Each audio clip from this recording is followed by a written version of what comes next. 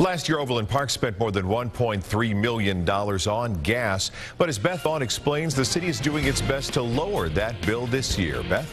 Mark, fueling up a whole city fleet isn't cheap, but putting it in park isn't possible either.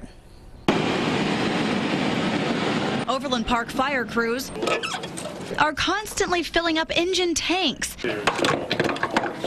because operating an emergency vehicle means being ready in a moment's time, but it's costly. We pay market rate like everybody else. We just don't pay all the taxes on it. Overland Park paid $1.98 a gallon 2 years ago for the same fuel that cost them just under $3.50 today.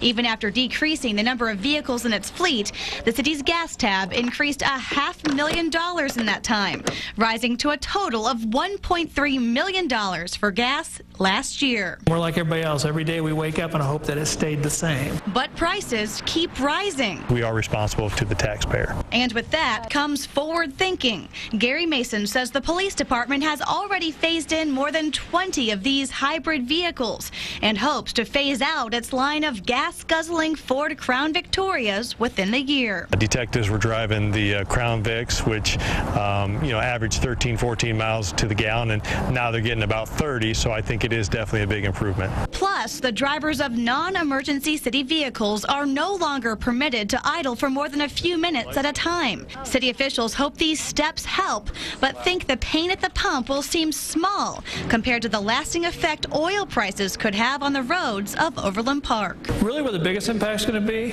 is construction of roads, because asphalt requires a lot of oil. We did some checking, and Olathe police paid almost $32,000 on gas last month alone. And surprisingly, that's about $1,000 less than this time last year. But the department won't know the real impact of the recent price spike until the summer. From the studio, Beth Vaughn, 41 Action News.